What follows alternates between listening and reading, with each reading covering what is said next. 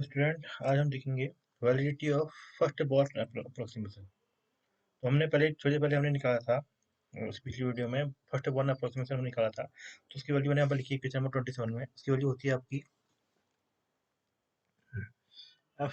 Phi R equal to phi incident, ठीक है, psi R equal to phi incident minus M upon 2 pi H cross square E की power I K R math R dash upon mod R math R dash V R dash phi incident R dash and D cube R dash. ठीक है, ये होता है हमारा first born approximation. ठीक, जहाँ जो आपका जो फाई इंसिडेंट आर डैश है या फाई इंसिडेंट आर है, इसके लिए होती है की पावर आई के नॉट डॉट आर। ठीक है, तो अब हमने इसे अब क्योंकि हम जानते हैं कि होता ही है कि जब भी हम बॉर्न मेथड से सॉल्व करते हैं तो हमको एक सीरीज ऑफ वो मिलती है, टर्म्स मिलते हैं सॉल्यूशन में। और अगर हम उसमें हम और जो आपको जो सीरीज मिलती है according to Born approximation validity, वो सीरीज आपकी कन्वर्जेंस कन्वर्जेंस सीरीज होनी चाहिए। ठीक है, तो अब कन्वर्जेंस सीरीज होने का मतलब ये है कि ये जो आपकी जो फर्स्ट टर्म है फाइव सीरीज, अगर हम आपको 27 देखें, इसका जो आपका फर्स्ट टर्म है, इस टर्म को छोड़कर जो बाकी जो टर्म है they are just like a perturbation. ठीक है, इनको हम एज ए परटर्बेशन की तरह डील करेंगे। तो परटर्बेशन की तरह हम लोग डील कर सकते हैं व्हेन द मोड या इनकी जो आपका एम्पलीट्यूड है इसके सेकंड टर्म का, ये बहुत छोटा हो इसके फर्स्ट टर्म से। तभी हम जब तो क्योंकि इसमें आपकी बाकी सी भी बाकी टर्म इसमें आगे को आपका आते रहेंगे। तो हम अगर उसको एज ए परटर्बेशन की तरह सॉल्व कर रहे हैं, तो आपको जो फर्स्ट टर्म के अलावा जो बाकी टर्म है उनकी वैल्यू जो होगी फर्स्ट टर्म में बेहद कम होनी चाहिए। ठीक है, तो तभी हमारा जो है बॉर्न अप्रोक्सीमेशन का जो मेथड है, जो actually it is a perturbability method, ये आपका यूज हो पाएगा। ठीक है, तो अब यहाँ पे देखिए, आप सेकेंड जो आपका टर्म है उसमें ऐसा लिख सकते हैं, the second term of the Born approximation must be very small than the value of this five incident mode square.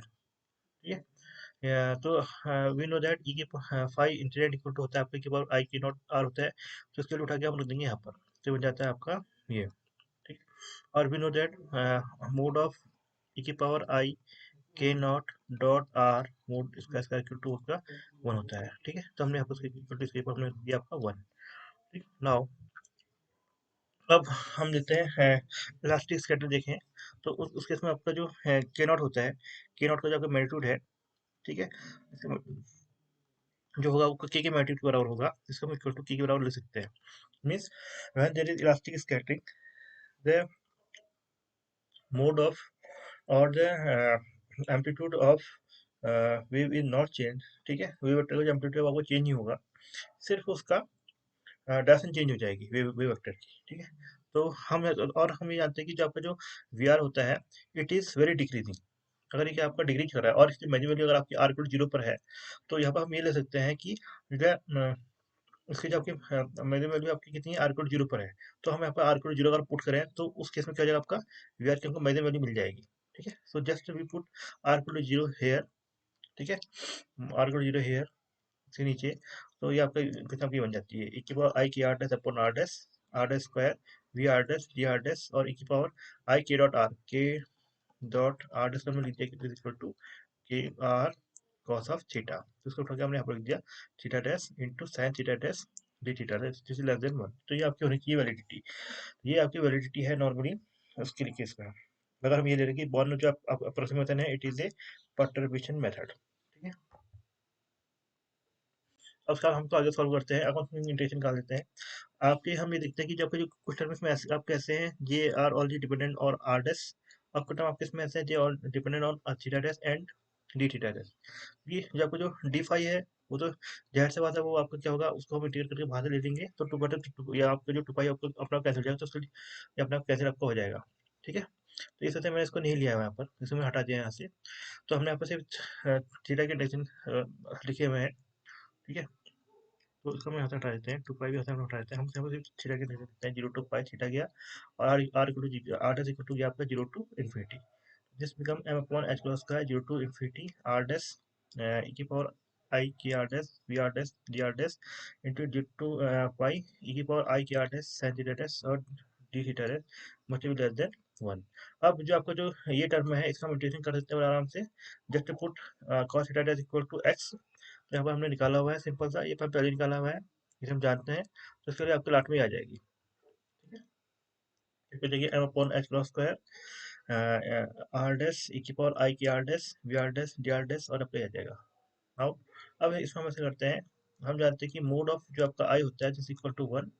So we have evaluated we have इसका हम कैंसिल कर दिया टर्म को, यहाँ पर सिर्फ क्या डैश बच गया और हुआ क्या आपका, इसके को हम बाहर से ले लेंगे और आर डैश आपका या डैश आपका कैंसिल हो जाएगा, या डैश कैंसिल हो जाएगा, तो ये हो जाएगा एक्स क्रॉस स्क्वायर के हमने बाहर से ले लिया, जब आपका 0 टू इन्फिनिटी ई की power I K R dash V R dash D R dash E की power minus K R dash और वो हमने इन दोनों से कॉमन ले लिया। इस टाइम में हमने कॉमन बाहर ले लिया, आपके ई की power minus K R dash common ले लिया, तो यहाँ पर बन जाएगा ई की पावर 2 आई के आर डैश माइनस 1। ठीक है, तो अगेन ई की पावर जो माइनस के आई के आर डैश हमने बाहर से लिया हुआ है, इसका मूल्य आपका 1 होता है। ठीक है, और इसका हम चाहे बाहर या यहाँ से हम इसको ऐसे काट सकते हैं, इससे आपका ये कैंसिल हो जाएगा। ठीक है, इधर आपको कैंसिल कर लेंगे, तो आपको सिर्फ हो जाएगा वी आर डैश ई की पावर 2 आई के आर डैश माइनस 1। अब अगर हम ध्यान से देखें, अगर हम बाहर से देखें तो अब जो भाग आपका जो ये टर्म है, ठीक है, दिस टर्म में ये काइनेटिक टर्म, ठीक, ये डिपेंड करता है आपकी काइनेटिक एनर्जी में। Kinetic energy means this is F equal to H cross square K square upon 2 M पर। तो अगर ये जितना आपका ज़्यादा होगा,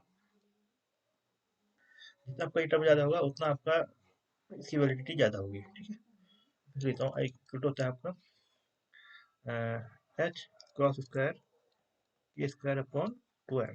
ठीक है, तो दिस मीन्स इस टर्म की वैल्यू आपकी बहुत ज़्यादा होगी।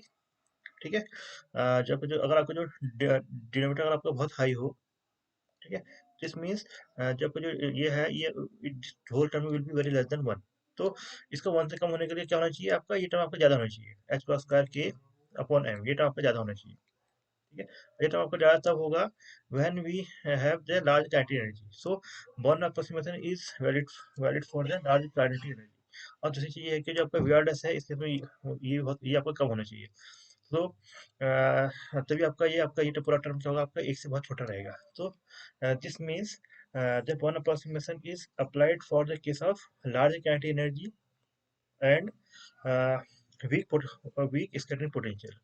तो वी समझते हैं वी की वैल्यू आने की बहुत कम होनी चाहिए, वीक पोटेंशियल होना चाहिए, स्कैटरिंग पोटेंशियल। ठीक है, तो इसको हम बोलते हैं आपका बॉर्न अप्रोक्सीमेशन की वैलिडिटी। ठीक, so Born approximation is valid only for the large kinetic energy of the incident particles and the low weak scattering potential। ठीक है, तो हम चलते हैं इसके कुछ एप्लीकेशन पर। तो ये जो हम जानते हैं कि फर्स्ट बॉर्न अप्रोक्सीमेशन होता है उस केस में जब हमने पहले हमने सॉल्व किया था, तो हमको मिला था आपका जो एफ थीटा होता है इसकी टेम्परेचर, उसकी वैल्यू आपकी इस कलर होती है 2 M upon H cross square Q और integration R dash V R dash sine Q R dash. ठीक है, वेयर क्यू कुट होता है आपका, इट इज द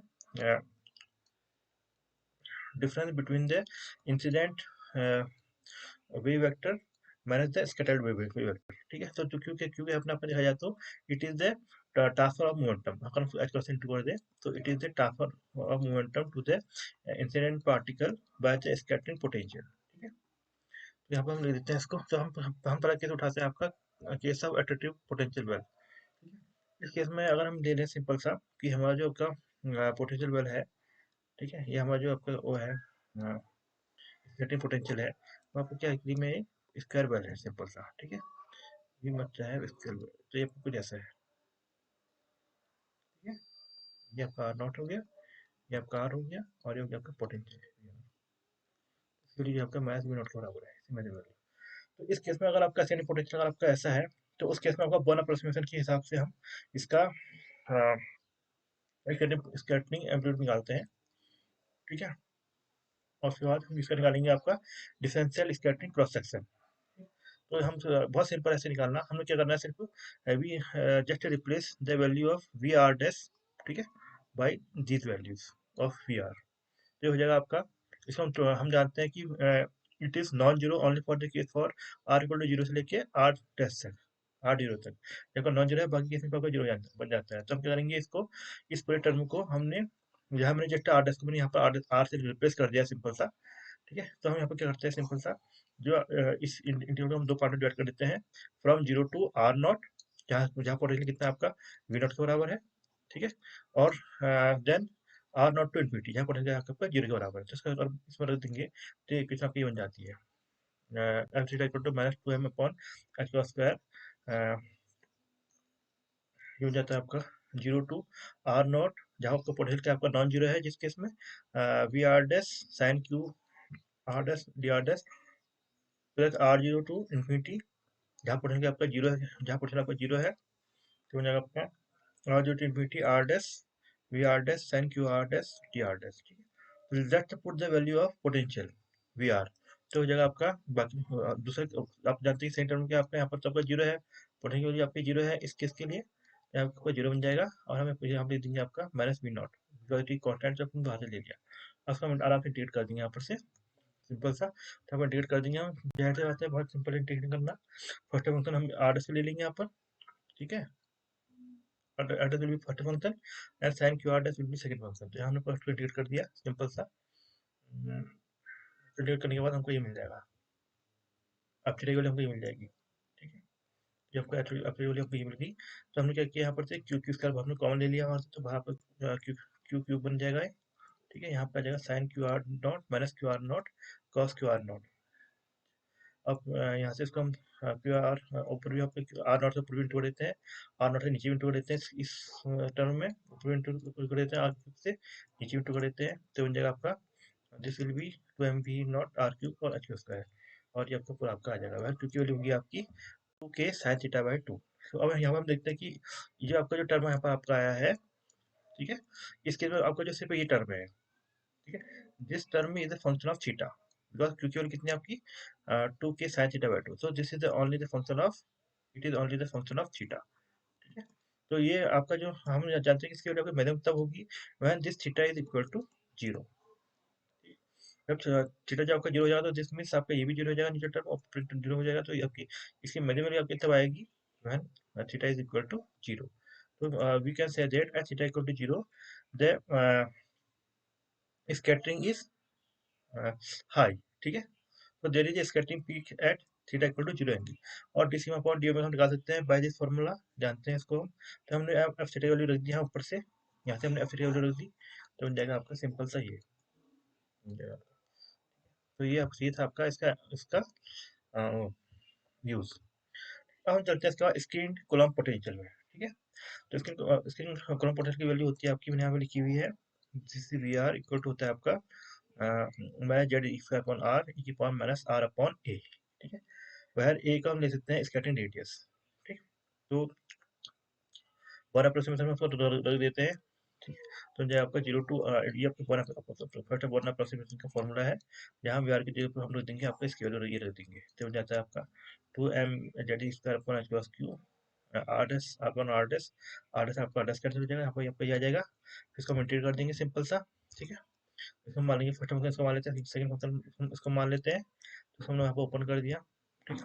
और इसको सॉल्व करने का एक तरीका ये भी है, ठीक है, हम जानते हैं इसका भी फॉर्मूला होता है, सिंपल था, तो मैंने यहाँ पर इस इंटीग्रेशन का जो फॉर्मूला था इसका यहाँ पर यूज किया हुआ है, इसकी वैल्यू आपकी सरल होती है, दिस मीन्स अगर हम ए के ऊपर हम ये लिखते हैं आर अपॉन ए लिखते हैं, यहाँ पर आर एस अपॉन ए लिखते हैं, ठीक है, और बी को के ऊपर हम क्यू लिखते हैं, तो हमको फॉर्मूला ये मिल जाता है। तो हम इस फॉर्मूले से का यूज करके इसकी वैल्यू को यहाँ पर रिप्लेस कर सकते हैं आराम से, तो आपका ये बन जाएगा, जब आपका आया हुआ है, ठीक है, यहाँ पे आ जाएगा सिंपल सा। यहाँ पर तो मैंने यहाँ पर स्टैंडर्ड इंटीग्रल का फॉर्मूला यहाँ पर यूज कर रखा है, जब आपने ये दिया हुआ है, this is the integral, this is the standard integral, ठीक है। तो ये आपकी स्टैंडर्ड इंटीग्रल वैल्यू आपसे ये आ गई है, इसकी वैल्यू हम उठा के रख देंगे बीके पर, ये रख देंगे क्यू रख देंगे बीके के ऊपर, ठीक है, बीके के क्यू रख दिया, और ए के ऊपर रख दिया आर डस अपॉन ए, तो कुल मिलाकर हमको आई की वैल्यू हमको ये मिल जाएगी, इंटीग्रेशन की वैल्यू हमको ये मिल जाएगी, इस इंटीग्रेशन वैल्यू हम उठा के रख देंगे ऊपर, तो हमको ये मिल जाएगा एफ सी इक्वल टू, ठीक है। अब नाउ जो आपका जो यहाँ पर हमने थोड़ा मैनिपुलेशन यहाँ पर कर रहा है, इसको हम कॉमन ले लेते हैं बाहर से, तो अंदर की जो वैल्यू है आपकी ये है आपकी दिस इज वैल्यू, ये है आपकी A square upon 1 plus Q square A square, तो इसको कैसे लिखते हैं 1 upon 1 minus 1 plus Q square plus A square, Q square into A square, तो क्योंकि हम कॉमन लेंगे तो आपको 1 plus Q square A square common आ जाएगा यहाँ से, ऊपर आपका जाएगा 1 plus Q square A square minus 1, तो सॉरी हम लिख सकते हैं 1 अपॉन क्यू स्क्वायर, ठीक है, इंटू दिस, तो आपका ये आपका आ जाएगा, इसको लिख देंगे 1 अपॉन क्यू स्क्वायर ये कर दिया आपने इंटीग्रेशन, इससे ये कैंसिल हो जाएगा आपका, ठीक है। तो क्यू स्क्वायर से क्यू स्क्वायर कैंसिल, तो आपको ये रिजल्ट मिल गया ए स्क्वायर क्यू स्क्वायर। तो इसी को मैंने यहाँ पर ऐसे लिखा हुआ है 1/क्यू square into 1 - Q square A square. तो इसको हम लिखते हैं एफ क्यू, इस आपका जो फंक्शन है इसको हम ऐसे लिख देते हैं। ये फंक्शन जो होता है आपका for pure Coulomb setting when a tends to infinity this F Q goes to 0, ठीक है। तो हम यहाँ पर यूज कर सकते हैं आपका ये, तो ठीक है। तो अब हम यहाँ से करेंगे, यहाँ से जो आपके एफ थीटा की वैल्यू आपके यहाँ से आई हुई है, जैसे आपका एफ थीटा ये आया हुआ है, ठीक है। इसके लिए हम लिख देंगे आपकी स्कैटरिंग क्रॉस सेक्शन में, यहाँ से यहाँ जो आपका ये बन जाएगा, जैसे स्क्वायर होता है तो 4m² into F Q square whole square, ठीक है। तो यहाँ पर हम जानते हैं, we know that for the case Q जो होता है आपका ये 2k साइन थीटा बाई 2 द्वारा होता है, तो की पावर 4 हो जाएगा आपका 16 की पावर 4 साइन 4 थीटा बाई 2। ऐसी ई की वैल्यू होती है आपकी h cross square upon k square, तो ई स्क्वायर हो जाएगा आपका square K square upon 4m square. और हमने यहाँ पर लिखा था फॉर प्योर कोलम्ब स्कैटरिंग आपका 0 हो जाता है, तो हम यहाँ पे उसको हम 0 कर देंगे फॉर ये रडर फॉर स्कैटरिंग के लिए। तो बाकी जो आपके पार्ट बचे हुए हैं, जैसे आपका क्यू है, क्यू की पावर 4 हम यहाँ पे निकाल लेंगे, इसको उठा के हाथ में रख देंगे। बाकी जो आपका ये है H cross square upon H cross square K square upon 2m की जगह हम ये रख देंगे यहाँ पर इस फॉर्मूले में, ठीक है। तो फॉर्मूला आपका कुल मिला के आपका यहाँ पर चेंज हो जाएगा 4m square Z square E की power 4 upon 16 H cross square की पावर 4 एच क्रॉस की पावर 4 साइन 4 थीटा। तो then we know that E square होता है आपका एच क्रॉस इक्वल टू होता है आपका जो यहाँ पर ऊपर रखा हुआ है, ठीक है, इक्वल टू होता है आपका H cross square K square upon 2m। सो ई का स्क्वायर हो जाएगा आपका एच क्रॉस की पावर 4 के की पावर 4 अपॉन 2m स्क्वायर हो जाएगा आपका 4m स्क्वायर। तो यहाँ पर हम उसको यहाँ पर रिप्लेस कर देंगे, देखो जो 4m स्क्वायर है इसको, और एच क्रॉस स्क्वायर 4 रिप्लेस कर देंगे by E square, this E square आपको मिल जाएगा। और हमने देखा कि ये फॉर्मूला जो होता है, ये आपका फॉर्म आपका रदरफोर्ड स्कैटरिंग का फॉर्मूला भी आपका यही होता है, ठीक है। So this is the evolution of Rutherford scattering formula by using the Born approximation, ठीक है। Thank you for